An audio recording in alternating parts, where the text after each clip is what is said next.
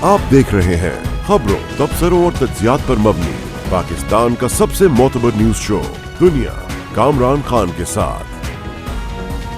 अस्सलाम वालेकुम, मैं हूं कामरान खान।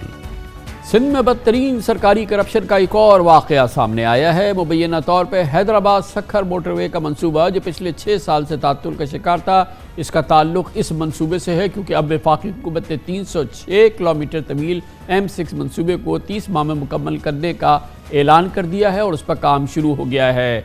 लेकिन इस पर अमल दरामद शुरू होने से पहले ही सिंध हुकूमत की मुबैना करप्शन माफिया मैदान में उतर गई है। वफाकी इदारे नेशनल हाईवे अथॉरिटी ने एक इटालियन कंपनी को पब्लिक प्राइवेट पार्टनरशिप के तहत 307 अरब रुपए का ठेका देने की मंजूरी दी थी। गैर मुल्की कंपनी से माहिदे के तहत मंसूबे के लिए 7500 एकड़ इजाफी ज़मीन का बंदोबस्त किया जाना है। ये जिम्मेदारी हुकूमत पाकिस्तान की है। मंसूबे के लिए दरकार ज़्यादातर ज़मीन शहरियों की ज़ाती मिल्कियत है जो क़वानीन के मुताबिक सूबाई इंतज़ामिया के ज़रिए ही हासिल की जा सकती है। इसलिए नेशनल हाईवे अथॉरिटी ने अराज़ी के हसूल के लिए सिंध के 7 अजला के डिप्टी कमिश्नर्स के बैंक अकाउंट्स में 1 साल पहले ही 15 अरब रुपए से ज़ायद की रकम मुंतकिल की, जिसमें से 4 अरब रुपए से ज़ायद की रकम 1700 एकड़ ज़मीन के हसूल के लिए डिप्टी कमिश्नर ज़िला मटियारी को भी मुंतकिल किए गए। लेकिन ज़िला इंतज़ामिया ने ज़मीन के मालिकान को अदायगी करने के बजाय मुबैना तौर पे इस बैंक अकाउंट से 2.25 अरब रुपए खुद ही निकाल लिए हैं, जिससे बहुत बड़ी माली ज़ाब्तगी, फ्रॉड और मुबैना करप्शन की निशानदेही होती है। और हमें ये बताया गया है कि ये टिप ऑफ द आइसबर्ग है और ये इस मामले के हवाले से जो काम भी हो रहा है, नेशनल हाईवे अथॉरिटी को होशियार होना चाहिए, ख़बरदार होना चाहिए, क्योंकि ये कौमी मंसूबा है और इसमें इस अंदाज़ की लूट मार जिसका एक बहुत बड़ा वाक़या मटियारी में पेश हुआ है, यकीनन ये कौम के लिए एक बहुत बड़ा एक उसके लिए नुकसान होगा। इस इतलात के मुताबिक इस फ्रॉड की इतला चीफ सेक्रेटरी सिंध सुहेल अहमद राजपूत साहब को भी मिली है। उन्होंने इस हवाले से तहकीकात का बाकायदा आगाज़ किया है। हमारी इतलात के मुताबिक भरपूर तहकीकात हो रही है, इसके नताइज का हम मुंतज़िर रहेंगे। हैदराबाद सक्खर मंसूबे का आगाज़ 2016 में नवाज शरीफ की हुकूमत में होना था, मगर ऐसा नहीं हुआ। फिर तहरीक इंसाफ की हुकूमत में इस मंसूबे पर कोई काम ना हो सका, ताहम दावे ज़रूर हुए। हैदराबाद से सक्खर की मोटरवे 200 अरब रुपए का मंसूबा है और ये देखें आप कितना बड़ा मजाक है कि वो पीपल्स पार्टी जो अपने आप को सिंध का चैंपियन कहती है, जो सिंध के नाम पर वोट लेती है, पूरे सिंध के अंदर कोई 1 किलोमीटर की मोटरवे इस पीपल्स पार्टी ने, जिसकी 6 दफा सूबे में हुकूमत आई, 4 दफा वफाक में हुकूमत आई, आज तक 1 किलोमीटर सड़क नहीं बनाई। जो मुल्तान से सक्खर की मोटरवे है उसका भी एक बड़ा हिस्सा तहरीक इंसाफ की हुकूमत ने आके मुकम्मल किया और इंशाअल्लाह ताला 18 नवंबर को इस मंसूबे की, हैदराबाद सक्खर मोटरवे मंसूबे की बिड्स जमा कराने की आखिरी तारीख है। उसके बाद अगले 2 से 3 महीने में या इंशाअल्लाह ताला वजीर आजम इमरान खान खुद आएंगे हैदराबाद में और इस मंसूबे का संगे बुनियाद रखेंगे। अब है शहबाज शरीफ साहब की हुकूमत, उन्होंने इस मंसूबे को 2.5 साल में मुकम्मल करने का दावा किया है, मगर इसके लिए नेशनल हाईवे अथॉरिटी को सिंध हुकूमत की इस करप्ट माफिया पर निगाह रखनी होगी, बाअसर ब्यूरोक्रेट्स की लूट मार को रुकवाना होगा, जिसकी अब हम बाकायदा कह सकते हैं, पूरे जिम्मेदारी से कह सकते हैं कि उसकी इब्तदा हो गई है। मुबैना करप्शन और फ्रॉड से किस तरह निपटना है, इसकी जिम्मेदारी बहरहाल नेशनल हाईवे अथॉरिटी के पास है। ये जो ताज़ा तरीन इस मामले का स्कैंडल सामने आया है, इसकी तफसीलात हमारे साथ शेयर करेंगे हमारे नुमाइंदे खुसूसी इख्तियार खोकर। बहुत बहुत शुक्रिया इख्तियार खोकर साहब। ये बताइए, एक आम आदमी को, एक आम पाकिस्तानी को और जो ख़ास लोग इस मामले में दिलचस्पी भी रखते हैं कि किस किस्म का फ्रॉड है। बज़ाहिर साफ़ ये लग रहा है कि ज़मीन की ख़रीदारी के लिए पैसा आया है नेशनल हाईवे अथॉरिटी से और उसके बाद जिन एहलकारों ने इसको एक शफाफ तरीके से ख़रीद और फ़रोख्त करनी थी, उन्होंने इसमें से बाकायदा कुर्द बुर्द कर ली है, रकम निकाल के शायद अपने अकाउंट पे डाल ली। कुछ इस किस्म की बात है? जी खान साहब, ये पैसे जब आए डीसी मटियारी के अकाउंट में, ये तकरीबन 4 अरब रुपए नेशनल हाईवे अथॉरिटी ने 1 साल पहले इनको भेजे। उसके बाद ये हुआ कि इन्होंने लैंड एक्विजिशन ऑफिसर मुकर्रर किया असिस्टेंट कमिश्नर सईदाबाद मंसूर अब्बासी को, और बाद में ये पैसे हबीब बैंक से मुंतकिल किए गए सिंध बैंक में, सिंध बैंक के एक अकाउंट में आए, फिर दूसरे अकाउंट में आए, اور ہوا یہ کہ 17 اکتوبر سے 25 اکتوبر تک یہ تقریباً 8-10 دن کے اندر 1 ارب 80 کروڑ روپے اوپن چیس کے ذریعے نکالے گئے۔ اوپن چیس کا مطلب یہ ہے کہ لینڈ ایکوزیشن آفیسر نے اپنے نام پر تمام رقم جو ہے تقریباً 2.25 ارب روپے نکالیے اور اس کے رقم کے بورے بھر کے وہ جا کے ڈی سی آفس لے گئے۔ حالانکہ قانون قاعدہ یہ ہے کہ جس بندے سے زمین لی جاتی ہے تو سب سے پہلے تو یہ 1 ارب 80 کروڑ روپے نکالے گئے اور وہ پھر بورے تھے جن کو یہ اہلکار جو ہے وہ ڈی سی آفس پہنچاتے تھے، تو ڈی سی صاحب اس کو کہاں پہنچایا ہے؟ جی خان صاحب، اب ڈی سی صاحب ہی بتائیں گے کہ ان کو کہاں پہنچایا۔ اب ظاہر ہے اور قانون قاعدہ یہ ہے کہ جب بھی زمین سرکاری کسی منصوبے کے لیے حاصل کی جاتی ہے تو اس کا باقاعدہ ریونیو ریکارڈ کے مطابق ایوارڈ ہوتا ہے، اس کے مالکان کا تعین ہوتا ہے، اس کی قیمت کا تعین ہوتا ہے اور اس کے بعد کراس چیک کے ذریعے ادائیگی ہوتی ہے زمین کے مالکان کو۔ لیکن اور ہر جگہ پہ اب بینک کا ہر قصبے میں ہر جگہ پہ بینکس موجود ہیں، لیکن یہاں پر یہ ہوا کہ لوگوں کے جو کھاتے دار ہیں ان کے کوئی بھی اکاؤنٹ نہیں کھلوائے گئے اور ان کو دینے کے بجائے انہوں نے خود نکال لیے اور کہا یہ گیا کہ جی ہم یہ پیسے ان لوگوں کو خود دیں گے، اپنے ہاتھ سے دیں گے۔ حالانکہ جب اتنی بڑی سرکاری یہ پیسوں کی لین دین ہے تو پہلے پابند کیا جائے سیلر کو، اور کوئی مسئلہ نہیں ہے، 1 گھنٹے میں اکاؤنٹس کھل جائیں گے، ان لوگوں کے اکاؤنٹ کھولتے اور پھر اکاؤنٹ ٹو اکاؤنٹ ٹرانسفر ہونا چاہیے نا۔ یہ کون سا طریقہ ہے کہ بوروں میں اربوں روپے نکالے اور کہا کہ ہم بانٹنے جا رہے ہیں؟ جی ہاں، یہی بات ہوئی اور یہ خان صاحب اب جب چیف سیکرٹری صاحب نے اس کی انکوائری کرائی، شمیر بھٹو اور نذیر قریشی صاحب دوشی افسران ہیں، انہوں نے یہ انکوائری رپورٹ دے دی۔ اچھا، بڑی بات یہ ہے کہ سندھ حکومت کی انکوائری رپورٹ میں یہ اسٹیبلش ہو گیا ہے کہ یہ ایک بہت بڑی مالیاتی بے ضابطگی ہے اور اس میں مبینہ طور پر کرپشن ہوئی ہے، فراڈ ہوا ہے اور اس رپورٹ کے نتیجے میں آج تازہ ترین خبر یہ ہے کہ سندھ حکومت نے چیف سیکرٹری سندھ نے 2 نوٹیفیکیشن جاری کر کے ڈی سی مٹیاری کو عہدے سے ہٹا دیا ہے اور جو سعید آباد کا اسسٹنٹ کمشنر ہے منصور عباسی اس کو سسپینڈ کر دیا گیا ہے۔ اور اس کے حوالے سے ڈی سی مٹیاری جو عدنان رشید ہیں ان کے لیے اسٹیبلشمنٹ ڈویژن آف پاکستان کو بھی لکھا جا رہا ہے کہ ان کے خلاف کارروائی کرے۔ مگر یہ تو پوچھے نا کوئی اس سے کہ بھائی یہ بوروں سے پیسے دے کے کہاں سے آگئے، اس کے لیے تو ایک کرمنل انویسٹیگیشن ہونی چاہیے نا۔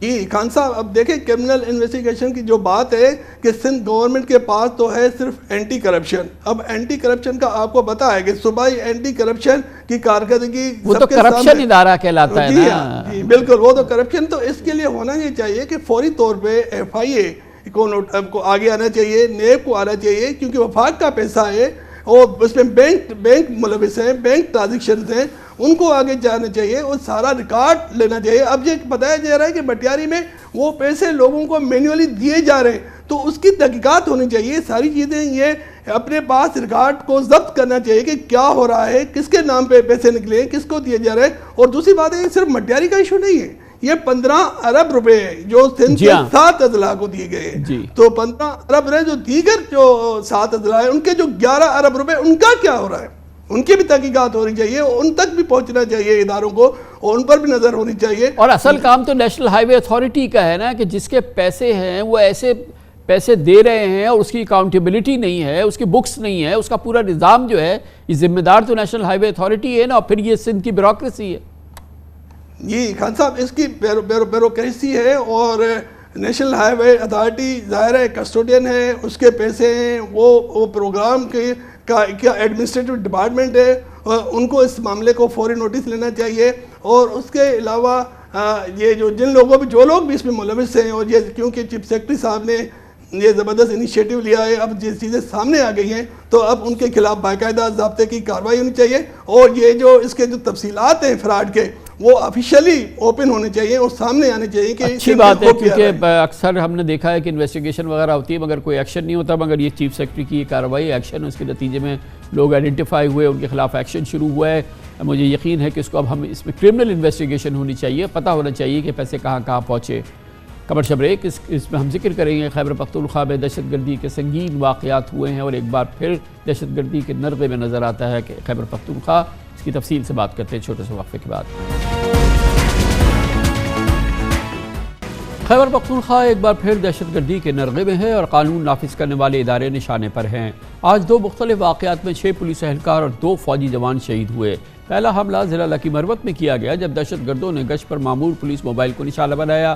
گھات لگائے حملہ آوروں کی جانب سے کی گئی فائرنگ کے دوران 6 پولیس اہلکار شہید ہوئے، جن میں پولیس موبائل کا ڈرائیور اور ڈیوٹی انچارج بھی شامل ہے۔ دوسرا واقعہ باجوڑ کے علاقے میں ہوا، بالخیل میں، جہاں گزشتہ شب دہشت گردوں کی فائرنگ کے تبادلے میں فوج کے 2 جوانوں نے جام شہادت نوش کیا، جبکہ جوابی فائرنگ میں ایک دہشت گرد مارا گیا جو فورسز پر متعدد حملوں میں ملوث بتایا گیا تھا۔ آج ہونے والے دونوں حملوں کی ذمہ داری ٹی ٹی پی نے قبول کی ہے۔ لکی مروت میں پولیس اہلکاروں کی شہادت کے بعد انسپکٹر جنرل پولیس کے پی معظم جان انصاری کا میڈیا سے گفتگو میں کہنا تھا کہ حملے میں ملوث افراد کا معلوم ہے، حملہ آوروں کا پہاڑوں تک پیچھا کیا گیا ہے۔ حالیہ دنوں کے پی میں دہشت گردی کے سنگین واقعات میں تیزی دیکھی گئی ہے۔ اس سے قبل 11 نومبر کو شمالی وزیرستان کے علاقے میرلی میں ہونے والے خودکش حملے میں 5 سیکیورٹی اہلکار زخمی ہوئے تھے، جبکہ 23 اکتوبر کو میرلی میں ہی فوج کے قافلے پر خودکش حملہ کیا گیا تھا جس میں 21 فوجی زخمی ہو گئے تھے۔ اکتوبر میں ہی چارسدہ اور جنوبی وزیرستان میں 2 پولیس اہلکاروں کو دہشت گردی کا نشانہ بنایا گیا تھا۔ کے پی پولیس کے اعداد و شمار کے مطابق رواں سال جنوری سے اب تک شرپسندوں نے پشاور، مالاکنڈ، لکی مروت اور باجوڑ سمیت صوبے کے جنوبی حصوں میں کئی حملے کیے، جن میں 106 پولیس اہلکاروں کی دوران ڈیوٹی ان کی شہادت ہوئی ہے۔ دہشت گردی کی حالیہ لہر کے خلاف 3 روز قبل جنوبی وزیرستان کے علاقے وانا میں سینکڑوں افراد نے مظاہرہ کیا، جسے امن مارچ کا عنوان دیا گیا تھا۔ مظاہرین نے سول انتظامیہ سے علاقے میں امن و امان بحال کرنے کا مطالبہ بھی کیا، جبکہ پچھلے مہینے سوات میں بھی دہشت گردی کے واقعات کے خلاف ہزاروں لوگ سڑکوں پہ نکلے تھے۔ اس موضوع پر بات کرنے کے لیے ہم جائیں گے ڈیرہ اسماعیل خان، جہاں پہ ہمارے ساتھ موجود ہیں ممتاز سینئر صحافی احسان اللہ ٹیپو مسعود۔ بہت بہت شکریہ احسان اللہ صاحب۔ یہ بتائیے گا یہ جو تازہ ترین واقعات ہوئے ہیں، خاص طور پہ آج کے واقعات ہیں، ان کے بارے میں ہماری کیا معلومات ہے؟ یہ علیحدہ تو کارروائیاں تھیں، مگر ٹی ٹی پی نے اس کی دونوں کی ذمہ داریاں قبول کی ہیں۔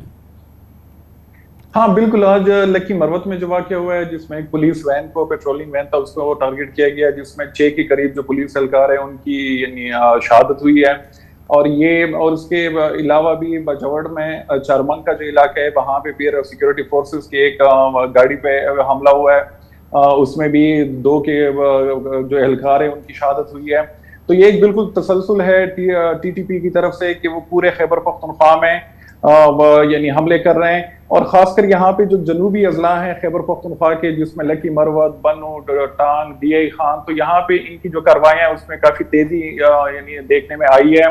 اور یہ جو لکی مروت کا حملہ تھا، اس میں یعنی ٹی ٹی پی کی کارروائیوں میں تیزی آنے کی ایک بڑی وجہ کہ یہاں پہ ایک مقامی طالبان کمانڈر تھے ٹیپو گل مروت کے نام سے، تو انہوں نے ریسنٹلی ٹی ٹی پی کو جوائن کیا ہے۔ تو جب سے ان کی جوائننگ ہوئی ہے اس کے بعد اس علاقے میں حملے ہم دیکھ رہے ہیں کہ اس میں کافی تیزی آئی ہے، اور خاص کر ان کا نشانہ بن رہے ہیں پولیس فورس جو یہاں پہ ہے۔ تو یہ یعنی میں خود بھی آج یہاں پہ ڈی آئی خان میں جو بالکل ملحقہ ضلع ہے لکی مروت کے ساتھ، تو یہاں پہ ہماری کچھ لوگوں سے بات ہوئی، آفیشل جو ہیں ان سے بھی بات ہوئی، عام جو عوام ہے، تو ایک خوف کی لہر ہے اس علاقے میں، اور وہ کہہ رہے ہیں کہ یہ تقریباً روٹین کا معاملہ بن گیا ہے کہ تقریباً ہر دوسرے دن یہاں پہ حملے ہوتے ہیں۔ اور کل بھی سیکورٹی فورسز کی طرف سے ایک انٹیلیجنس بیسڈ آپریشن ہوا تھا ڈی آئی خان کا جو علاقہ ہے کلاچی میں، جہاں یعنی 4 جو دہشت گرد ہیں ان کے حوالے سے رپورٹس ہیں کہ ان کی ہلاکت ہوئی ہے۔ اور آج بھی یعنی ڈسٹرکٹ ٹانگ جو ہے تو وہاں پہ ایک آئی ڈی بلاسٹ میں تقریباً 2-3 کے قریب جو سیکورٹی فورسز کے اہلکار ہیں وہ زخمی ہوئے ہیں۔ تو اوورآل جو حملے ہیں تو آج ٹی ٹی پی نے تقریباً 3 حملے قبول کیے ہیں، جس میں 8 سیکورٹی اہلکاروں کی اب یہ ایک طرح کا کمپلیٹ بریک ڈاؤن ہے، جو بھی کسی قسم کی جو مذاکرات، بات چیت، ریکنسلیشن کی تمام ایفرٹس تھیں، وہ سب کولیپس کر گئی ہیں نا، یہ اسی کی نشانی ہے۔ کامران صاحب، سب سے بڑی کنفیوژن یہ ہے کہ ایک یعنی ہم جب حکومتی اہلکار جو اس پیس پروسیس کے ساتھ ڈائریکٹلی انوالو تھے ان سے پوچھتے ہیں کہ مذاکراتی عمل، تو وہ ابھی تک کہہ رہے ہیں کہ نہیں، وہ مذاکراتی عمل ابھی تک ریل نہیں ہوا۔ ہاں اس میں ڈیڈ لاک آیا ہے، لیکن ہم دوبارہ انٹرسٹڈ ہیں کہ مذاکراتی عمل شروع ہو۔ اور ٹی ٹی پی سے جب بات ہوتی ہے تو ان کا بھی یہی موقف ہے۔ اور صرف یہ نہیں کہ مذاکراتی عمل کے حوالے سے ان کا یعنی جو سیز فائر ہے ان کے حوالے سے دونوں طرف سے جو ہمیں یعنی بتایا جاتا ہے وہ یہی ہے کہ نہیں سیز فائر تو ابھی بھی انٹیکٹ ہے، کسی نے بھی فارملی اس کو ختم کرنے کی یعنی اناؤنسمنٹ نہیں کی، لیکن حملے بھی ہو رہے ہیں تواتر کے ساتھ ہو رہے ہیں اور اس میں ہلاکتیں بھی ہو رہی ہیں دونوں طرف سے، یعنی T T P security forces کو ٹارگٹ کر رہا ہے اور سیکورٹی فورسز بھی اپنے جو ٹارگیٹڈ آپریشن ہے ٹی ٹی پی کے خلاف ان کے ہائیڈ آؤٹس اس میں ان کو نشانہ بنایا جا رہا ہے۔ تو اس کنفیوژن کی وجہ سے جو صوبائی حکومت ہے کے پی کی وہ بھی کنفیوزڈ ہے کہ آیا ہم فل فلیجڈ آپریشن لانچ کریں ٹی ٹی پی کے خلاف یا ہم جو مرکزی حکومت ہے ان کا انتظار کریں۔ اچھا ایک اور چیز ہے امپورٹنٹ، جیسے کہ کل ہم نے دیکھا کہ یہ پچھلے دنوں میں وانا میں ایک پبلک ایک طرح سے پروٹیسٹ ہم نے دیکھا اس قسم کے واقعات کے خلاف، اور لوگ جو ہیں وہ موبلائزڈ ہوئے ہیں اور بڑی تعداد میں نکلے ہیں وہ، اور اس قسم کی ایکٹیویٹیز کے خلاف ہم نے یہ وانا میں دیکھا، ہم نے سوات میں دیکھا، بہت بڑی تعداد میں لوگ نکلے ہیں۔ تو کوئی پبلک رسپانس بھی جو کہ اس سے پہلے اس انداز کا نہیں آیا، کیا وہ ہم دیکھ رہے ہیں؟ ہاں لوگوں میں یہاں پہ جو ایک فیئر فیکٹر تھا وہ چیز ختم ہو گئی ہے، وہ اب اگر ریاست کی طرف سے کوئی کوتاہی ہو سیکیورٹی کے حوالے سے تو لوگ نکلتے ہیں، طالبان کی طرف سے اگر کوئی اس طرح کی کارروائی ہو تو ان کے خلاف بھی لوگ نکلتے ہیں، اور وانا میں یعنی ہزاروں کی تعداد میں لوگ نکلے تھے کیونکہ پچھلے کچھ عرصے میں وانا کے جو پولیس اسٹیشن ہے وہاں پہ تو ان پہ مسلسل حملے ہو رہے ہیں طالبان کی طرف سے، اور جن کی ذمہ داری ٹی ٹی پی نے قبول بھی کیے ہیں، تو لوگ اور وہاں پہ کڈنیپنگز بھی ہوتی ہیں تو ان کے خلاف لوگ نکلے تھے، اور وہ دونوں یعنی ریاست جو ادارے ہیں ان سے بھی ان کا یہی مطالبہ تھا کہ یہاں پہ امن کو ریسٹور کروایا جائے، اور وہ ٹی ٹی پی کی بھی ایک کنڈیمنیشن تھی کہ یہاں پہ ہم دوبارہ جو لا اینڈ آرڈر سچویشن ہے اس کو خراب نہیں ہونے دیں گے۔ تو یہ جو پبلک رسپانس آ رہا ہے اس کی وجہ سے یعنی پاکستانی حکومت میں بھی پریشر بلڈ ہو رہا ہے کہ وہ اس حوالے سے کوئی اقدامات اٹھائیں۔ بہت بہت شکریہ احسان اللہ ٹیپو مسعود، ممتاز سینئر صحافی ڈیرہ اسماعیل خان سے ہمارے ساتھ تھے۔ کمرشل بریک کے دوران نیوز ہیڈ لائنز دیکھیں، اس کے بعد ہم اپنے پروگرام کے باقی حصے کے ساتھ واپس آئیں گے۔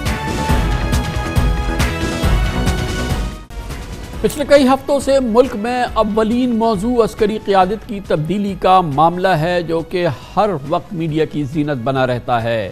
شہباز شریف حکومت کی اتحادی اراکین اور تحریک انصاف کے چیئرمین عمران خان کے بیانات پہلے ہی اس معاملے کو متنازع کر چکے ہیں، اور آج اخبار ڈان میں ایک بہت ہی امپورٹنٹ خبر آئی ہے، اور جس کو کہ ابھی حکومت نے کسی قسم کی اس کی باقاعدہ تردید جاری نہیں کی ہے۔ اس کے مطابق حکومت نے فیصلہ کیا ہے کہ پاکستان آرمی ایکٹ 1952 میں ترمیم کر دی جائے۔ بتایا گیا ہے کہ اس ترمیم کے بعد وزیر اعظم یہ اختیار حاصل کرنا چاہتے ہیں کہ وہ مدت ملازمت ختم ہونے کے بعد بھی آرمی چیف یا جلد ریٹائر ہونے والے کسی سینئر آفیسر کو آئندہ احکامات تک اپنے فرائض جاری رکھنے کا حکم دے سکیں، جبکہ موجودہ قانون کے تحت آرمی چیف کے دوبارہ تقرر یا مدت ملازمت میں توسیع کے لیے وزارت دفاع کے ذریعے سمری کی جاتی ہے، جس کی پہلے وزیر اعظم اور اس کے بعد صدر مملکت حتمی منظوری دیتے ہیں۔ لیکن پاکستان آرمی ایکٹ میں مجوزہ تبدیلی کے بعد وزیر اعظم صرف ایک نوٹیفیکیشن کے ذریعے آرمی چیف کو برقرار رکھ سکیں گے یا کسی لیفٹیننٹ جنرل کو تا حکم ثانی کام کرنے کا حکم دے سکتے ہیں۔ آج کے اس خبر کے مطابق پاکستان آرمی ایکٹ کی سیکشن 176 کے موجودہ متن میں ری اپوائنٹمنٹ کے بعد لفظ ریٹینشن ڈالا جائے گا، اور اسی طرح سے لفظ ریلیز کے بعد ریزائن بھی شامل کیا جائے گا۔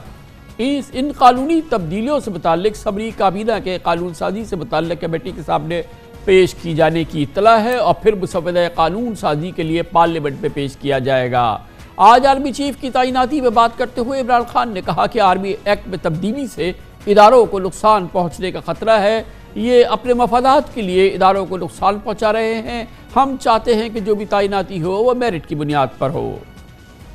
جیسے کہ آپ کو میں نے بتایا کہ مجوزہ تبدیلی جو کہ آج اخبار ڈان کی شہ سرخیوں میں صفحہ اول پہ شائع ہوئی ہے، اس کی حکومت نے باقاعدہ کوئی تردید جاری نہیں کی ہے، حکومت نے اس پر باقاعدہ کسی قسم کا کوئی تبصرہ بھی نہیں کیا ہے، جس سے لگتا یہ ہے کہ یقیناً اس خبر کی بنیاد ہے اور یہ بے پر کی خبر نہیں ہے، کیونکہ اس کی ٹائمنگ بہت امپورٹنٹ ہے، اس کے بہت دور رس اثرات ہوں گے، اور یقیناً اس ماحول کے اندر اس کی تعبیر بھی مختلف مبصرین مختلف انداز سے دیکھ رہے ہیں۔ کسی کا خیال یہ ہے کہ کوئی لیفٹیننٹ جنرل صاحب جو کہ آرمی چیف کی ریٹائرمنٹ کے وقت شاید اس سے چند دن پہلے ریٹائر ہو جائے، وزیر اعظم شاید ان کو توسیع دینے کے لیے اس قانون میں تبدیلی کر رہے ہیں. کچھ کا خیال یہ ہے کہ موجودہ غیر معمولی صورتحال میں وزیر اعظم صاحب شاید موجودہ آرمی چیف کو چند ماہ یا چند عرصے کے لیے مزید کام کرنے کا کہیں, اس لیے یہ ترمیم ہو رہی ہے. جتنے منہ اتنی باتیں, ہمیں اس بارے میں نہیں معلوم کہ اس کا مقصد کیا ہے اور یہ اس کے اثرات جو ہیں وہ بہرحال بہت دوررس ہوں گے.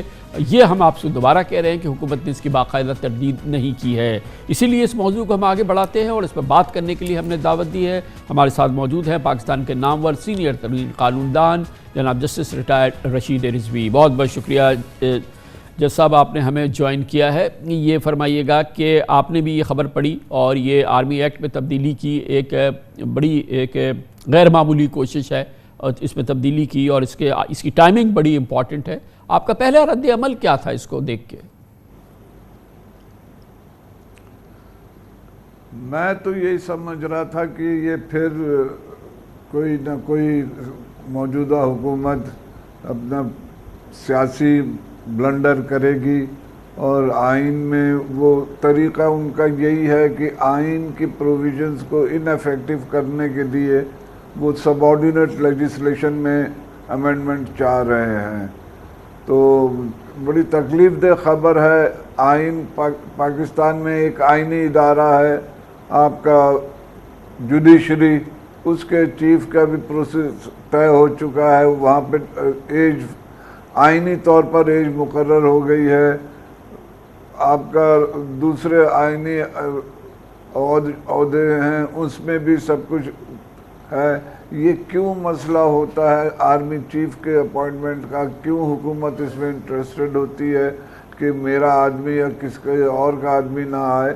اس میں سمپل سی ہے, ایک پریسیڈنٹ یہ اسٹیبلش کر دے جس طرح سے خود ماضی میں یہ ابھی کچھ 2 ہفتے پہلے ہی کہہ رہے تھے سب کہ جی میرٹس پہ فیصلہ ہوگا, سینیورٹی پہ فیصلہ ہوگا. سینیورٹی پہ ایک بات سینیورٹی پہ کر دیں. اب 2 دن پہلی بات تو یہ ہے کہ ریٹینشن کا کنسیپٹ جو ہے وہ آپ کس طرح سے آرمی ایکٹ میں انٹروڈیوس کریں گے؟ آپ ججمنٹ آپ کی موجود ہے جس میں انہوں نے ریگولیشن کے تحت ایکسٹینشن کو اسٹرک ڈاؤن کر دیا تھا کہ نہیں کر سکتے. 6 مہینے کی مہلت دی تھی اس میں 1952 آرمی ایکٹ میں امینڈ کرنے کی. اب آپ اس کو کس طرح سے بائی پاس کر کے 243 آرٹیکل 243 کو بائی پاس کر کے آپ ایک نیا پروویژن لا رہے ہیں کہ بس جو کچھ ہے وہ پرائم منسٹر ہوگا اور باقی اداروں کا باقی اور کیبنٹ کا اور ان کا کوئی سے نہیں ہوگی. تو یہ بڑا خطرناک رجحان ہے. تو رضا صاحب آپ نے جو فرمایا, آپ نے پہلی بات یہ کہی کہ بعض آئینی کیفیات ہیں, آئینی شقیں ہیں, ان کو انڈرمائن, جو آپ نے لفظ انڈرمائن استعمال کیا, مگر ان کو انڈرمائن ان قوانین کے ذریعے نہیں کرنا چاہیے. تو کیا پہلا خدشہ آپ کو یہ ہے کہ دراصل یہ آئین کی روح کی اور ان معاملات کے حوالے سے آئین کے احکام کی خلاف ورزی ہے اگر ریٹینشن اور یہ تمام چیزیں پرائم منسٹر حاصل کرتے ہیں اور اختیار حاصل کرتے ہیں کہ بھائی یک جنبش قلم وہ جس کو چاہیں ایکسٹینشن دے دیں, ان سے کہیں کام کرتے رہو؟ دیکھیں آرٹیکل 243 میں بے شک صدر کے اختیارات ہیں لیکن آن the advise of prime minister. صدر کو انہوں نے نہیں نکالا. کلاس 3 جو ہے آرٹیکل 243 کا وہ واضح طور پہ کہتا ہے president on the advise of prime minister shall raise and maintain Pakistan army, navy and air force and all other forces. اب آپ اس میں دیکھیں خان صاحب کہ ریز اور مینٹین کے جو اختیارات ہیں وہ آپ صدر سے کیسے چھین سکتے ہیں؟ آپ یہ فرما رہے ہیں کہ یہ انڈرمائن کرتا ہے یا یہ کہ یہ جو صدر کے اختیارات آئین میں تفویض ہیں افواج پاکستان کے سپریم کمانڈر کی حیثیت سے, یہ ان پر ایک طرح کی زک لگاتا ہے. یہ آئین کے اس پروویژن کو آرٹیکل 243 کو ان افیکٹو کرتا ہے, نلیفائی کرتا ہے اور اس کو سسپینڈ کرتا ہے, ڈورمنٹ کر دیتا ہے. یہ جو اب لارنے کی کوشش کر رہے ہیں کہ بس پرائم منسٹر اپنے سائن سے جو چاہے کر دے. تو یہ تو ہر ادارے کے لیے نقصان دہ ہے. اگر ایک ادارہ پرائم منسٹر کے مرہون منت ہو گیا یا کسی اور بھی پولیٹیکل آفس کے انڈر ہو گیا تو ادارے مضبوط نہیں ہوں گے. ہمیں وہ اقدام اٹھانے چاہیے جس سے ادارے مضبوط ہوئے. ذرا اس کی یہ قانونی پوزیشن بتائیے گا کہ اگر واقعی حکومت ایسا کرنا چاہے تو کیا وہ اسے مثال کے طور پہ صدارتی آرڈیننس کے ذریعے کر سکتی ہے، یا یہ کہ اسمبلی میں ایک سادہ اکثریت سے یہ قانون بنا سکتی ہے، یا کوئی ایک نوٹیفیکیشن جاری کر کے یہ اختیار لے سکتے ہیں وزیر اعظم، یا اس کے لیے دونوں ہاؤس کی چاہیے ہوگی؟ کہ کیسے یہ انکارپوریٹ کیسے ہوگا؟ دیکھیں دونوں ہاؤس کی بھی چاہے کامن اجلاس بلا لیں، جوائنٹ سیشن بلا لیں، لیکن آرٹیکل 8 کانسٹیٹیوشن کا یہ کہتا ہے کہ کوئی قانون اگر آئین کے متصادم ہے، اس کے کانفلکٹ میں ہے، وہ وائڈ ہوگا. تو اگر یہ پروویژنز ان کے 243 کو افیکٹ کر رہے ہیں، انفیکٹو کر رہے ہیں، سسپینڈ کر رہے ہیں، ڈیزالو کر رہے ہیں، نالیفائی کر رہے ہیں، تو وہ تو وائڈ اور لا ہے. اور اس میں دلچسپ بات یہ ہے رضا صاحب کہ اس کا یہ نہیں اس میں تعین ہے کہ کس رینک تک کے آفیسر کو وزیر اعظم کہہ سکتے ہیں. بظاہر یہ لگ رہا ہے کہ وہ فوج کے کسی بھی افسر کو کبھی بھی کہہ سکتے ہیں کہ یار کام کرتے رہو، پھر ہم آپ کو بتائیں گے کہ کب آپ کی ریٹائرمنٹ ہوگی. خان صاحب یہی سب سے بڑا پرابلم ہے کہ وہ ایک آئینی ادارے کو ایک پولیٹیکل آفس کے ماتحت کر رہے ہیں. آپ کے نزدیک یہ سب سے تشویش کی اور اس میں پریشان کن بات ہے؟ بالکل اس ادارے میں بے چینی بڑھے گی. اس میں محنت کرنے کے دیکھیں نا، ہر جنرل کی خواہش ہوتی ہے کہ اپنے ٹرن پہ وہ چیف بنے. اگر اس کو یہ یقین ہو گیا کہ وہ نہیں بن سکتا تو وہ کیوں ادارے میں محنت کرے گا؟ ایک جج محنت کرتا ہے اس لیے کہ اس کو معلوم ہے کہ کل وہ چیف جسٹس بنے گا اس ادارے کا، سینئر جج بنے گا، 2 نمبر 3 نمبر جج بنے گا.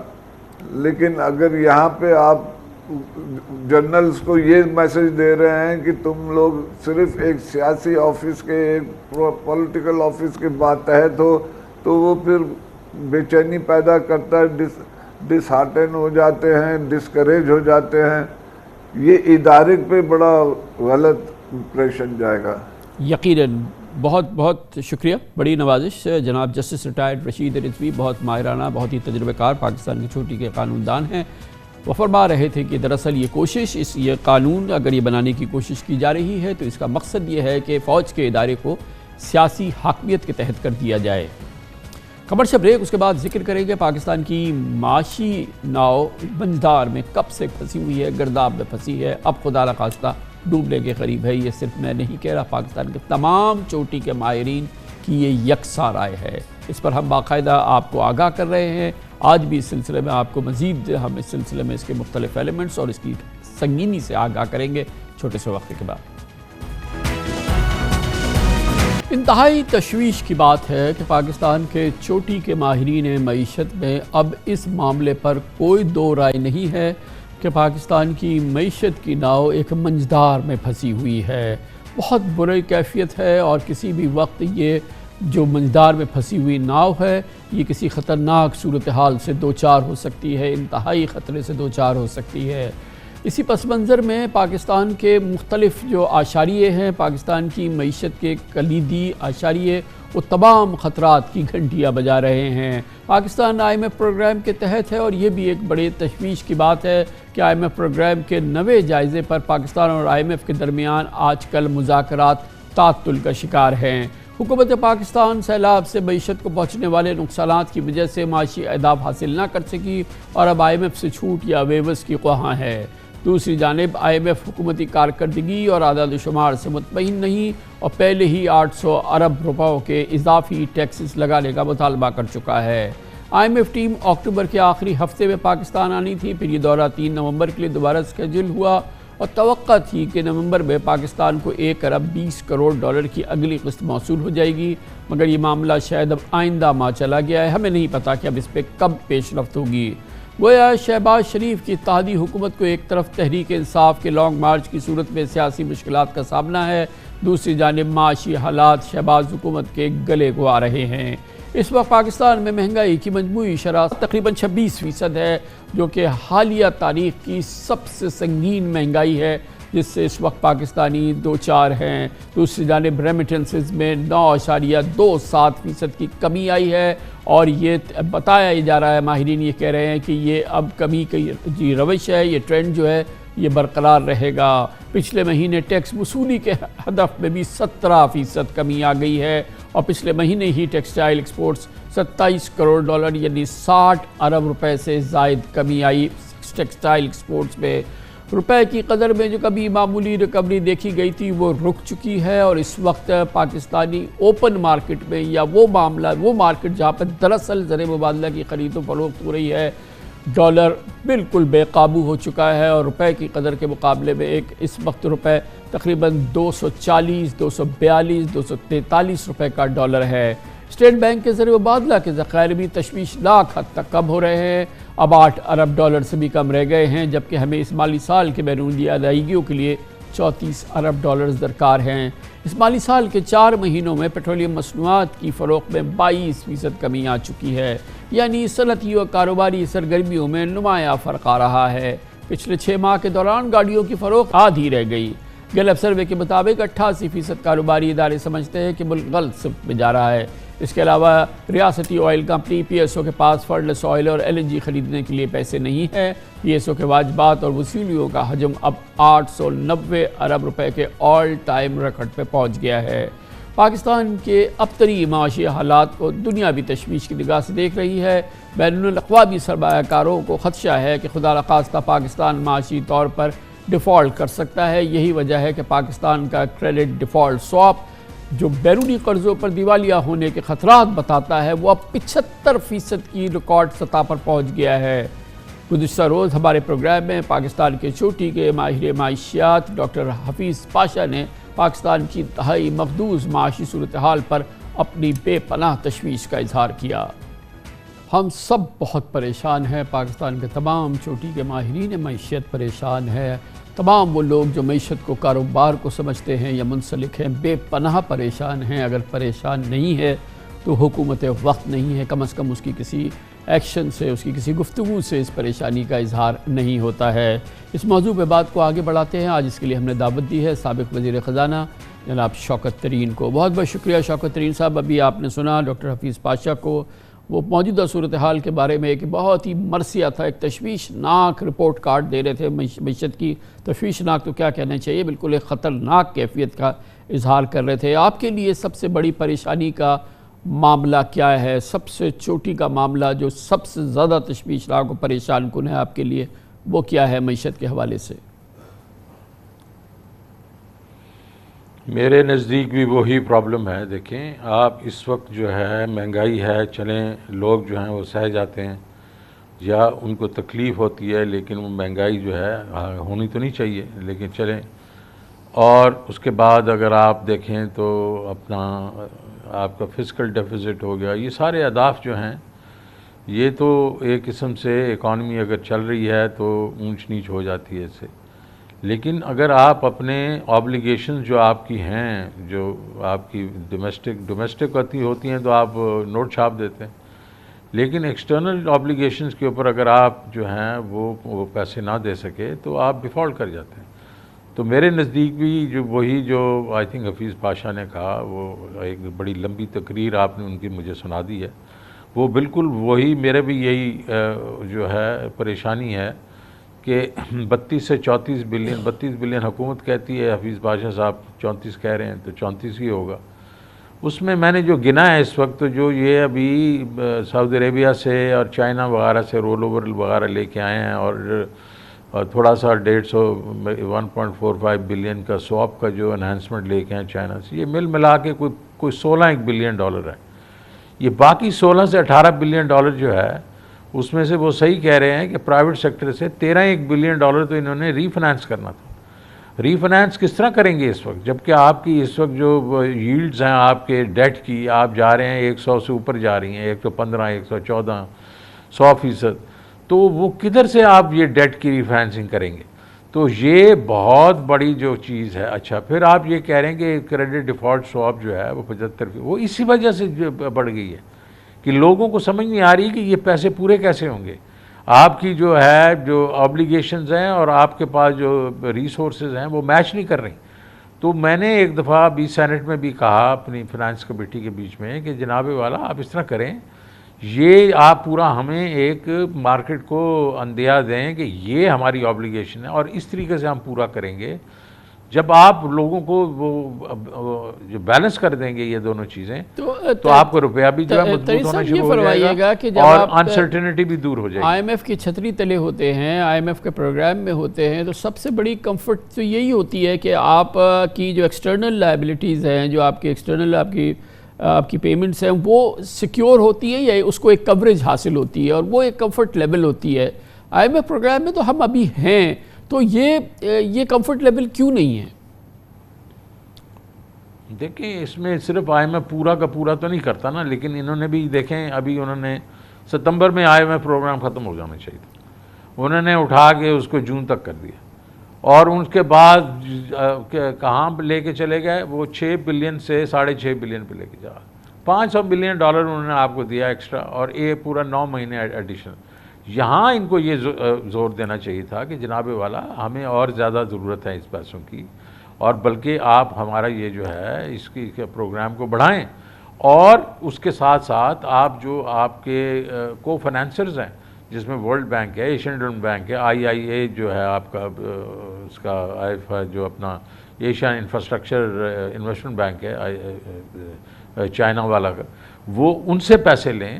اور یہ ہے کہ اس کے ساتھ ساتھ آپ جاتے ہیں اپنے فرینڈلی کنٹریز کو کہ جی اب یہ تو ہو گیا، اب آپ بھی ہمیں ہیلپ کریں، کیونکہ مارکیٹ میں تو آپ جا نہیں سکتے. میں تو مارکیٹ میں چلا جاتا تھا، مطلب یورو بانڈ کر لیتے تھے، سکوکس کر لیتے تھے، کمرشل بینک سے ہم. لیکن طری صاحب اس سی ڈی ایس میں یہ بات درست ہے، اس وقت جو ہمارا اس وقت سی ڈی ایس ہے جو آج 75% ہے، تو اگر ہم مارکیٹ میں جائیں گے تو ماہرین کہتے ہیں کہ ہمیں جو ہے وہ 16-17% ڈالرائزڈ ریٹرن ہمیں آفر کرنا پڑے گا، جب کہیں جا کے ہمیں اگر پتہ نہیں اس کے بعد بھی ہمیں کوئی لینڈنگ ہو یا نہ ہو. 16-17% تو کوئی چیز ہی نہیں ہے میرے بھائی. اس وقت آپ کا جو ڈیٹ ہے وہ 50%، 55%، 60% کے ڈسکاؤنٹ پہ بک رہا ہے. اگر لوگ بیچ رہے ہیں اور جا رہے ہیں مارکیٹ میں تو وہ آپ کو نیا ڈیٹ کیوں دیں گے؟ تو آپ کے پاس جو ییلڈز ہیں آپ کے کئی ڈیٹس کی ییلڈ ہے وہ 115 110 90 95% پہ 80% پہ پھر رہی ہیں. تو اس کے اوپر ناممکن ہے کہ آپ جا کے اس کو مارکیٹ میں ری فائنانس کر سکیں. تو کیا کرنا چاہیے؟ ٹھیک ہے جی، ہم تو کرٹیسائز تو مطلب پاشا صاحب نے بھی کر دیا تو میں بھی کرنا شروع کر دوں تو اس سے فائدہ نہیں. اس وقت سب سے بڑا جو آپ کر سکتے ہیں وہ کر سکتے ہیں، جائیں جو بائیلیٹرل ڈیٹ ہے آپ کا. پیرس کلب میں کوئی زیادہ جوس نہیں ہے، 8-9 بلین کا ہے، اس میں آپ کتنا نچوڑ لیں گے جوس. آپ کا 28 بلین کا بائیلیٹرل ڈیٹ ہے، اس میں 23 بلین جو ہے وہ چائنا کا ہے. آپ ان کے ساتھ بیٹھ کے ریسٹرکچر کریں، آپ کو یہ کرنا پڑے گا پہلی بات. دوسرا یہ ہے کہ آپ کم از کم 30-35% کا ڈسکاؤنٹ لیں رشین آئل پہ. اگر آپ کی آئل امپورٹس جو ہیں وہ 30 بلین 32 بلین کے قریب ہیں اور 1/3 ملتا ہے تو 8-10 بلین تو یہاں سے آپ کو بچے گا، اگر نہیں تو 5-6 بلین تو بچے گا. آپ یہ کریں، ریسٹرکچر کریں ڈیٹ کو، اور پھر آپ ان اداروں کے پاس جائیں کہ جناب والا ہم یہ 6-6.5 بلین سے کام نہیں چلے گا، اور ورلڈ بینک کو کہیں، ایشین یونین کو کہیں آپ چپن کریں 2-2.5 بلین ایڈیشنل ہمیں دیں، آپ ان سے 8-10 بلین لیں. دیکھیں پرویکٹیولی آپ کو ڈیل کرنا پڑے گا. مشکل یہ ہو رہی ہے کامران بھائی کہ جو پولیٹیکل انسرٹینٹی ہے وہ ان لوگوں کو کوئی زیادہ کانفیڈنس نہیں دے رہی، اور وہ یہ کہہ رہے ہیں کہ یہ پتہ نہیں حکومت کتنے دن رہے گی. صحیح فرما رہے ہیں. اچھا یہ فرمائیے گا کہ یہ بتائیے کہ یہ کتنا بڑا کنسرن ہے آپ کے لیے، جو ڈپلیٹنگ ہمارے ریزروز ہیں، اب 8 بلین کے قریب ہوور کر رہے ہیں، اور ابھی فردر اس کی سپورٹ ہمیں چاہیے، کیونکہ یہ تو مشکل سے 5 ہفتوں کی ہماری امپورٹس کو فنڈ کریں گے، اور یہ اب بڑی تیزی سے یہ کم ہو رہے ہیں. اس کے لیے ہمیں سپورٹ چاہیے، اس کو ہمیں تھوڑا بہتری چاہیے. یہ کیسے ہوگی؟ دیکھیں اس لیے ہو رہا ہے نا، دیکھیں آپ کا جو ریزروز کم ہوئے، پھر آپ کا وہ 1.5 بلین نیشنل ڈیولپمنٹ بینک کا آیا، 1.17 آپ کا IMF کا آیا، آپ 10 کی طرف پہنچے، 10 کی طرف پھر آپ کی پیمنٹس آ گئیں، آپ کی obligation آپ کی پیمنٹس آ گئیں. تو آپ نے یہ روکنا ہے، اس کو آپ نے جا کے ڈیٹ کو ریسٹرکچر کرنا ہے. آپ نے یہ جو آپ کی امپورٹس ابھی بھی جو ہیں کم ہوئی ہیں، لیکن اس کو اگر آپ 30% 35% کا ڈسکاؤنٹ لے لیتے ہیں، اس سے اور کم ہو جائیں گی. یہ تقریباً 700-800 ملین سے ہر مہینے کم ہو جائیں گی. تو میرا مطلب ہے کہ اچھا اور ایڈیشنالٹی لیں جا کے. آپ کو اگر کمرشل ڈیٹ نہیں مل رہا تو آپ جائیں ملٹی لیٹرلز کے پاس، بائی لیٹرلز کے پاس، کہ دیکھیں جی ابھی ہمیں ضرور چاہیے پیسے. اور یہ ظاہر ہے کہ جیسے ہم یہ ہمپ جو ہے ہمارا، یہ اس سے اوپر ہم چلے گئے. جب یہ سپر سائیکل بھی جو کم ہوگا تو اس سے ہماری پھر یہ اکانومی بھی گرو کرنا شروع ہو جائے گی. تو یہ چیز. دوسرا یہ ہے کہ ان کو یہ چاہیے، اب یہ روک کے بیٹھے ہوئے ساری امپورٹس کو، ارے بھائی اکانومی کو چلاؤ. آپ اگر اکانومی 0% پہ گرو کرے گی اور ایکسپورٹس گرو نہیں کریں گی اور ریمیٹنسز گرتی جائیں گی تو آپ کا پرابلم زیادہ سے زیادہ کمپاؤنڈ ہوتا جائے گا. آپ یہ نہیں کر سکتے. تو ایک اور جو سامنے بڑی ایک سیریس تھریٹ آ گیا ہے، کیونکہ ظاہر ہے کہ کرب میں اور جو انٹر بینک ریٹ ہے ایکسچینج، وہ تو بہت اس میں فرق ہو گیا ہے. آپ کے علم میں ہے ترین صاحب کہ وہ تو اب ہم جو بات کر رہے ہیں وہ 20 روپے 22 روپے کا فرق آ گیا ہے. تو ہماری ریمیٹنسز کون پاکستانی جو ہے وہ بینکنگ چینل سے بھیجے گا؟ اور یہ ریمیٹنسز ہٹ ہوں گی تو ہماری تو کمر ٹوٹ جائے گی ریزروز کی سپورٹ کی. اور وہی صورتحال ہے. یہ تو بہت ہی ڈینجرس اس وقت ایک کیفیت ہے. دیکھیں یہی تو ہوا ہے. اب دیکھیں آپ 2.2 بلین پہ آپ کی ریمیٹنسز آ گئیں، اور جب ہم جو اچھے وقتوں میں چھوڑ کے گئے تھے اپریل وغیرہ میں، اس وقت 3.1 بلین تھی. 25% ڈراپ ہو گئی، اور یہ اور ڈراپ ہوں گی. جس طرح آپ کہہ رہے ہیں کہ دیکھیں یہ ریمیٹنسز کیا ہیں، ذرا لیٹس اینالائز دیٹ. ایک تو RDA اکاؤنٹ ہے نا، وہ تو ہمارے پروفیشنل وغیرہ بھیجتے ہیں. یہ کیا ریمیٹنس؟ یہ ورکرز بھیج رہے ہیں. اس کا نام ہے ورکرز ریمیٹنسز. یہ لوگ اپنے گھر گھرستی کے لیے پیسے بھیجتے ہیں. جب ان کو پتہ چلے گا ہر ڈالر کے پیچھے مجھے 15 روپے 20 روپے بہتر مل رہا ہے حوالے سے، تو وہ کیوں نہیں بھیجے گا ادھر سے؟ تو آپ کے یہ ریمیٹنسز کم ہونے کا خطرہ زیادہ ہے. تو اسی لیے یہ کمپاؤنڈ ہوتا جا رہا ہے. It's a ویشس cycle. اس میں میرے خیال میں یہ بیٹھیں اکانومسٹ وغیرہ کو سے ساتھ اس کا بھی مشورہ دیجیے پلیز ترین صاحب. اس کا بھی مشورہ دیجیے کہ جو ہم IMF کے ٹارگٹس جو ہیں وہ مس کر رہے ہیں، جو انہوں نے ہمارے لیے پروگرام سیٹ کیا وہ مس کر رہے ہیں. اور ایک عجیب صورتحال ہو گئی ہے. انہوں نے کہا کہ جی یہ جو ڈیفیسٹ آ رہا ہے اس کو آپ فل کریں، اور اس کے لیے ایک 800 ارب روپے کا انہوں نے نسخہ ہمیں دیا ہے کہ آپ اس کو اب لائیں، ٹیکسز لائیں، ایڈیشنل ٹیکسز لائیں، اور آپ یہ ساری چیزیں پوری کریں. ان کے یہاں تو ایسا لگتا ہے کہ پاکستان کے لیے کوئی کنسیشن ہے ہی نہیں، کوئی ویور ہے ہی نہیں، بلکہ یہ تمام چیزوں پہ، اور پیٹرولیم لیوی، تمام چیزوں پہ ان کا پریشر جو ہے وہ مسلسل بڑھ رہا ہے. ہم کیا کریں؟ دیکھیں پچھلے سال اپریل میں آیا تھا اور میں نے 700 ارب روپے کی، ہم نے $500 ملین لے لیا تھا ان سے. اور ہم نے 6th ہمارا جو تھا اس کے بیچ میں ہم نے 500 میں ہم نے لے لیے تھے $500 ملین، اور کہا تھا ہم 700 ارب روپے سے ٹیکس بڑھا دیں گے، اور ہم تقریباً 4.95 پیسے سے وہ بڑھا دیں گے، اپنا ٹیرف بڑھا دیں گے بجلی کا، اور ہم پورا وہ اسٹیٹ بینک کو بالکل انڈیپینڈنٹ کر دیں گے. میں آ کے کھڑا ہو گیا، میں نے کہا یہ ہم نہیں کر سکتے. اب میں نے بیٹھ کے ری نیگوشیٹ کیا ادھر بیٹھ کے، اس کو 700 کو 350 کیا، اور وہ جو 4.95 تھا اس کو 245 پہ کیا، 2 روپے 45 پہ. پوائنٹ یہ آپ جو کہہ رہے ہیں ٹھیک کہہ رہے ہیں. یہ 11.5% انفلیشن پہ یہ بجٹ بنا تھا، اور یہ 3,900 ارب روپے کا صرف ہماری ڈیٹ پیمنٹس تھیں. اب وہ 101,000 ارب سے بڑھ گئی ہیں، بیکاز ہمارا جو اس وقت ڈسکاؤنٹ ریٹ ہے وہ 16% پہ پھر رہا ہے. ہماری انفلیشن 27 پہ ہے. چلیں وہ اس کو تو چھوڑیں. اگر ہمارا ڈسکاؤنٹ ریٹ ہی 15.5-16 ہے تو اس کا امپیکٹ ہے یہ.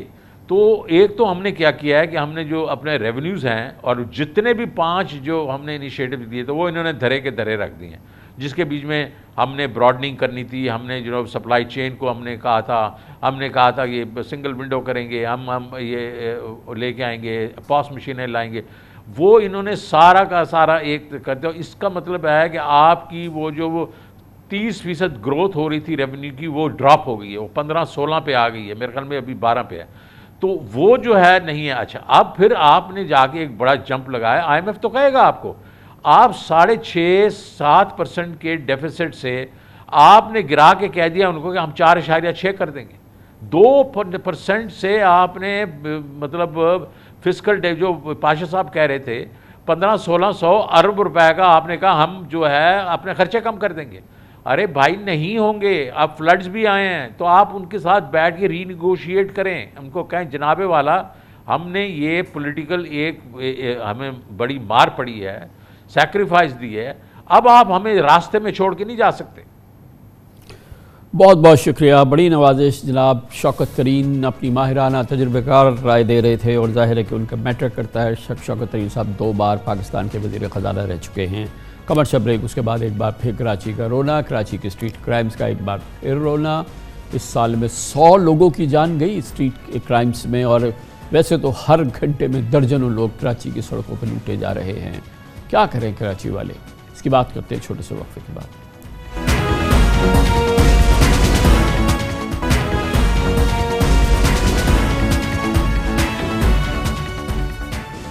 کراچی ملک کا معاشی ہب ہے, اس سے کسی کو انکار نہیں. اس شہر کو وفاقی حکومت سے لے کے صوبائی حکومت اور سیکیورٹی اداروں نے بالکل نظر انداز کر دیا ہے, یہ بھی آپ کے لیے کوئی خبر نہیں.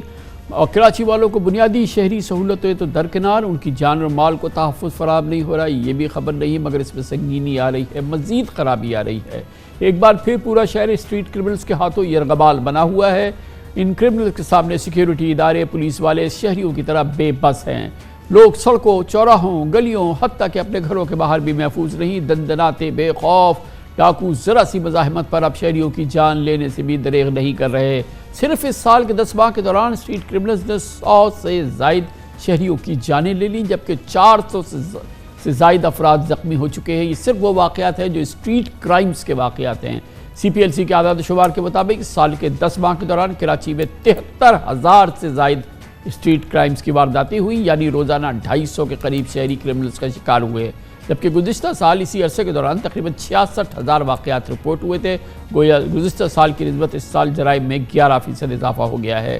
چند ماہ قبل اسٹریٹ کرائمز کی روک تھام کے لیے پولیس کی نئی شاہین فورس بنانے کا اعلان ہوا تھا, جو سیف سٹی کیمروں کی طرح ابھی کہیں نظر نہیں آتی. اس پوری صورتحال پہ بات کرتے ہیں. تشویشناک صورتحال ایک بار پھر کراچی کے لیے. ہمارے ساتھ موجود ہیں ہمارے بیورو چیف کراچی اسلم خان. بہت بہت شکریہ خان صاحب. بتائیے گا کہ یہ ایک بار پھر شہر کے اندر یہ صورتحال نظر آ رہی ہے, چپے چپے پہ لوگوں کو لوٹا جا رہا ہے اور تمام یہ چیزیں ہوئیں. یہ جو شاہین فورس وغیرہ بنائی گئی تھی یا پولیس نے, اور یہ کراچی پولیس کے سربراہ ہمارے پروگرام میں بھی آئے تھے اور مختلف انہوں نے ایک شاہین پولیس فورس کی بات کی تھی, دوسرے آرگنائزیشنل کافی میجرز لینے کی بات کی تھی, وہ کہاں ہے, کیسے, اس کی کیا صورتحال ہے, اور ابھی جو یہ تازہ واقعات ہو رہے ہیں, مسلسل واقعات ہو رہے ہیں, اس پر کیا رد عمل ہے پولیس کا؟ کامران خان صاحب, IG سندھ AD خواجہ 2016 میں کراچی پولیس کے لیے سب سے بڑا چیلنج اسٹریٹ کرائم کو قرار دے چکے تھے, اور اس وقت یہ فیصلہ کیا گیا تھا کہ بڑی سخت کارروائیاں ہوں گی. 6 سال بعد پوزیشن اور ہولناک اور خوفناک ہو چکی ہے. 100 سے زائد افراد جاں بحق ہوئے. کراچی پولیس کے مطابق 90 افراد جاں بحق ہوئے, 367 زخمی. لیکن ہمارے پاس جو اعداد و شمار ہے وہ 100 سے زائد افراد جاں بحق اور 450 سے زائد زخمی ہوئے. اور 4 ضلع بڑے خوفناک رہے اسٹریٹ کرائم کے حوالے سے. ضلع غربی میں 24 افراد جاں بحق ہوئے, ضلع وسطی میں 23, اور ہم بات کریں ضلع شرقی کی تو وہاں پر 19, اور ضلع کورنگی میں 16 افراد. ان 4 ضلعوں میں 82 افراد اپنی جانوں سے ہاتھ دھو بیٹھے ہیں. اگر ہم اسٹریٹ کرائم کی بات کریں تو وہ ہر سال بڑھ رہے ہیں. موٹر سائیکل لفٹنگ کی 5,000 سے زائد وارداتیں ہر مہینے رپورٹ ہو رہی ہیں. 73,000 وارداتیں, 73,900 وارداتیں 10.5 ماہ میں رپورٹ ہو چکی ہیں, اور پچھلے سال یہ تقریباً 66,000 تھیں. اور اس طرح اگر ہم اس سال کا اینڈنگ جو ہم دیکھ رہے ہیں وہ 90,000 سے 1 لاکھ پر دیکھ رہے ہیں. کم از کم 90,000 کامران صاحب یہ نظر آ رہا ہے کہ یہ وارداتیں ہوں گی. آپ نے بات کی جو شاہین فورس بنی تھی, وہ اس میں بہت معمولی کمی دیکھنے میں آ رہی ہے۔ اگر ہم اگست میں جب یہ بنی تھی تو 263 وارداتیں رپورٹ تھیں، تو ستمبر میں یہ وارداتیں کم ہو کے 253 اور اکتوبر میں 244 ہوئی۔ لیکن ایک ہولناک صورتحال یہ ہے کہ جو گھروں کے باہر جو وارداتیں ہو رہی ہیں، شہری لٹ رہے ہیں اور ہر جگہ نہ گھر محفوظ ہے، نہ وہ کاروباری جو مراکز ہیں وہاں پر محفوظ ہیں، نہ ہی شاہراہوں پر محفوظ ہیں۔ کراچی پولیس دعویٰ کرتی ہے کہ دیکھیں 8100 جو ملزمان ہیں اس کو 10.5 ماہ میں گرفتار کیا، لیکن سزا کا تناسب محض 8% ہے۔ 4600 ملزمان چند دنوں میں رہا ہو گئے۔ چند دنوں میں 8100 گرفتار ہوتے ہیں اور 3 دن سے لے کر 3 ہفتے کے دوران 4500 سے زائد ملزمان رہا بھی ہو گئے۔ کمزور تفتیش۔ اچھا یہ بتائیے کہ کوئی نظام نہیں بن سکتا کہ یہ لوگ جو کہ بہرحال عدالتوں سے رہا ہو جاتے ہیں اور جیسے کہ آپ نے کہا کہ چند دنوں میں رہا ہو جاتے ہیں، کہ ان پر کوئی چیک رہے، وہ دوبارہ خبروں کے مطابق دوبارہ سڑکوں پہ آ جاتے ہیں، دوبارہ لوٹ مار شروع کر دیتے ہیں، تو کوئی نظام نہیں ہے ایسا کہ ان پہ نگاہ رہے، کہ ان کو چیک رہے، یا وہ ایسا ان پہ ان کی مزاحمت ہو کہ وہ ایسا نہ کر سکے؟ دیکھیں کامران خان صاحب، باتیں ہوتی رہی ہیں، CRO جو کرمنل ریکارڈ ان کا ہوتا ہے اس کو بہتر بنانے کی باتیں ہوتی ہیں، چپ لگانے کی ملزمان کو باتیں کی جاتی رہی ہیں۔ یہ بھی کہا گیا تھا کہ ان کے ریکارڈ کی مزید بہتر بنایا گیا، ان کے جو پہلے مختلف جو فنگر پرنٹس ہیں اس کے حوالے سے جدت لے کے آئی جائے گی۔ مختلف باتیں ہوتی رہی لیکن عملی اقدامات نظر نہیں آ رہے، اور اس کا نتیجہ یہ ہے کہ یہ ملزمان فوری طور پر عدالتوں سے رہائی حاصل کرنے میں کامیاب ہو جاتے ہیں۔ اور اس پہ جو مشیر قانون ہیں وہ بھی یہ تسلیم کرتے ہیں کہ قانون کی خرابیاں بھی ہیں، پولیس کی کمزور تفتیش بھی ہے۔ اور اس کے ساتھ ساتھ اگر ہم دیکھیں کہ جو کچھ گرفتاریاں پولیس نے کی ہیں، میں آپ کو ایک حوالہ دوں گا کہ منگو پیر میں 1 نومبر کو واٹر بورڈ کے سب انجینئر ڈکیتی مزاحمت پر قتل ہوئے، پولیس نے ایک ملزم کو گرفتار کیا۔ اسی طرح پاک کالونی میں ایک شہری سے 5 لاکھ روپے چھیننے میں مزاحمت پر شہری قتل ہوا، ساتھ ساتھ ایک پولیس اہلکار بھی شہید ہوا تھا، اس کے 2 ملزمان گرفتار ہوئے۔